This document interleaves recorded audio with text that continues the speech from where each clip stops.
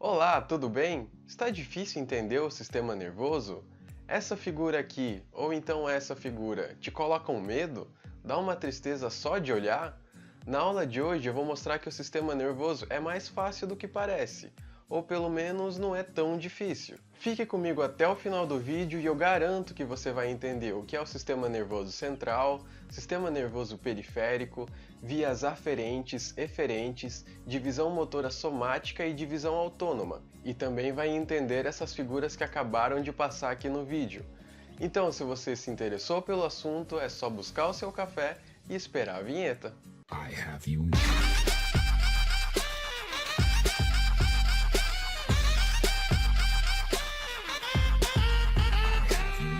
Se você ainda não é inscrito no canal, não esquece de se inscrever e de deixar o seu like, que isso me ajuda muito a continuar gravando vídeo para vocês. Então, vamos para a aula!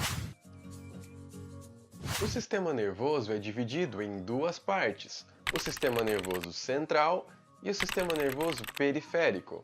O sistema nervoso central contém o encéfalo, que é considerada a sede da alma, fonte das características misteriosas que distinguem os seres humanos dos animais, e é formado também pela medula espinal. E o sistema nervoso periférico, como o próprio nome já diz, é composto pelos neurônios que saem do centro, ou seja, saem do sistema nervoso central, da medula espinal e do encéfalo, e se encaminham para a periferia, até as mãos, pés, diversos órgãos e tecidos. Alguns desses neurônios que compõem o sistema nervoso, tanto o sistema nervoso central quanto o sistema nervoso periférico, podem chegar a ter até 1 metro de comprimento. Na maioria das vezes, esses neurônios liberam sinais químicos, que são os neurotransmissores. Mas em algumas vias, os neurônios se comunicam diretamente com outros neurônios, através de junções comunicantes, que permitem que os sinais elétricos passem diretamente de uma célula para outra. E aí você deve estar me perguntando, mas para que serve tudo isso? Como tudo isso se relaciona?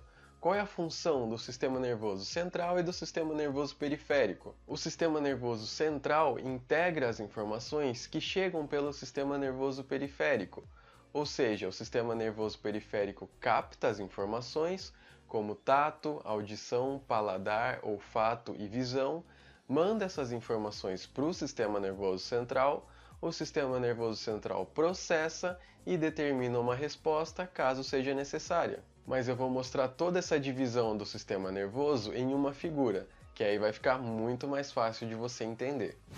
Aqui nessa figura nós temos um esquema de todo o sistema nervoso central e o sistema nervoso periférico. Aqui também nós temos o sistema nervoso entérico, que eu já vou falar. Mas para ficar mais fácil, nós vamos por partes. Então, primeiro nós temos aqui o sistema nervoso central, que, como eu disse, é composto pelo encéfalo e pela medula espinal. E aqui, basicamente, o sistema nervoso periférico, que é composto pelos neurônios eferentes e pelos neurônios aferentes, que são os sensoriais. Então, os neurônios sensoriais aferentes são aqueles que recebem o estímulo e mandam para o sistema nervoso central, e os neurônios eferentes são aqueles que executam a determinada resposta. Nós podemos dividir os neurônios eferentes em mais duas partes, os neurônios autonômicos e os neurônios motores somáticos. Os neurônios motores somáticos são aqueles que controlam a musculatura esquelética, como por exemplo, se você for levantar um copo, a musculatura que tem que contrair é o bíceps. E os neurônios autonômicos controlam aqueles tecidos que nós não temos um controle de forma consciente, como músculo cardíaco, músculo liso, glândulas e parte do tecido adiposo. Nós não podemos controlar de forma consciente, por exemplo, o nosso ritmo cardíaco ou a contração da musculatura lisa, nem mesmo a secreção de hormônios através de glândulas. E os neurônios autonômicos possuem ainda mais uma subdivisão, que é o sistema nervoso simpático e o sistema nervoso parasimpático. Esses neurônios são distinguidos por organização anatômica e pelas substâncias químicas que eles usam para se comunicar com a célula-alvo. Muitos órgãos recebem inervação dos dois, simpático e parasimpático, que exercem um controle antagonista, ou seja, enquanto a atividade de um está predominando, a atividade do outro está diminuída. Então a informação sai do sistema nervoso central, vai para os neurônios eferentes, que controlam ou músculos viscerais ou músculos esqueléticos, e chegam até o tecido. E esse tecido terá uma resposta, seja a contração de uma musculatura esquelética para realizar uma marcha, o chute de uma bola ou pegar algum objeto, ou mesmo a secreção de uma glândula. Após essa resposta tecidual, os receptores sensoriais vão captar essas informações e vão levar o estímulo até os neurônios sensoriais aferentes, que vão levar o estímulo até o sistema nervoso central. Essa via funciona por retroalimentação. Por exemplo, o sistema nervoso central manda o sinal para eu contrair o meu bíceps, eu vou ter uma resposta tecidual e os meus receptores nos músculos e tendões vão levar a informação de volta para o sistema nervoso central de que o meu bíceps foi contraído. Mas esse sinal também pode ser desencadeado de forma externa, como por exemplo, quando você acorda de manhã atrasado para a aula na faculdade, sai correndo e bate o dedinho do pé na quina da cama, os seus receptores sensoriais do seu dedinho de dor vão estimular os neurônios sensoriais aferentes e vão informar o sistema nervoso central de que algo está errado. Ele então vai processar essa informação como dor. Nós temos que ter um cuidado que os neurônios eferentes, em alguns momentos, também são chamados de neurônio motor ou motoneurônio. Porém, neurônio motor somático é aquele que controla apenas músculo esquelético, e são os neurônios autonômicos que controlam musculatura lisa e outras glândulas. Em anos recentes, uma terceira divisão do sistema nervoso recebeu considerável atenção, o sistema nervoso entérico. Ele é uma rede de neurônios presente na parede do trato digestório.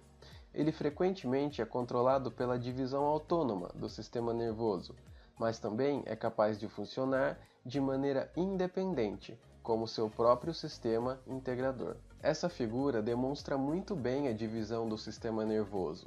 Ela foi retirada do livro Fisiologia Humana, uma abordagem integrada, da autora Silverthorne. Eu recomendo a leitura desse livro e você também pode tirar um print dessa tela, pois essa divisão pode lhe ser muito útil.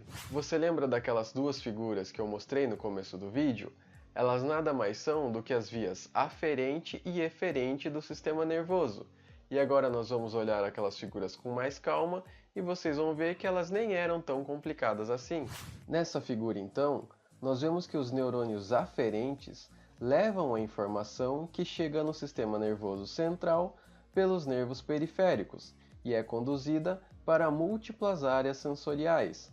As áreas da medula espinal, que formam o nível medular, áreas do bulbo, cerebelo, ponte, que formam o nível cerebral inferior ou subcortical, e também para o córtex cerebral, que forma o nível cerebral superior e cortical. Aqui então nós temos informações que são originadas na pele, no músculo e articulação e são levadas ao sistema nervoso central pelos nervos periféricos.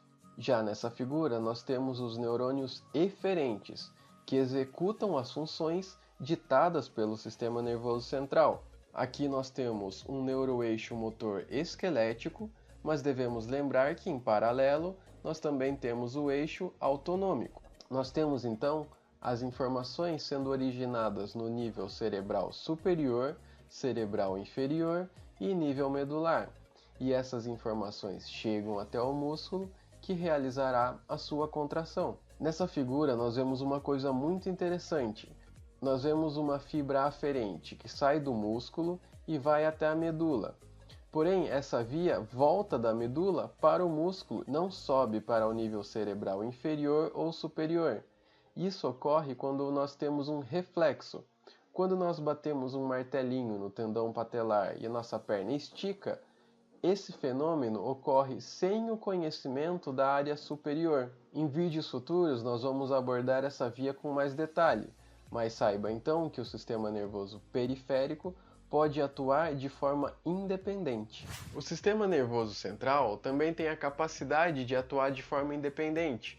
Ele pode iniciar uma tarefa sem nenhum estímulo e também sem nenhuma resposta mensurável. Dois exemplos disso são o sonho e o pensamento, funções superiores complexas do encéfalo que podem ocorrer totalmente dentro do sistema nervoso central. Se você gostou da aula e ainda não é inscrito no canal, não esquece de se inscrever e ativar as notificações, deixa o seu like, manda esse vídeo para mais alguém que está precisando, que vai ter uma prova amanhã, por exemplo. Deixa aqui no comentário também o que você achou, se você gostou, se você ficou com alguma dúvida e sugestões de temas de próximas videoaulas. Então, eu agradeço a sua companhia e eu te vejo no próximo vídeo. Até mais!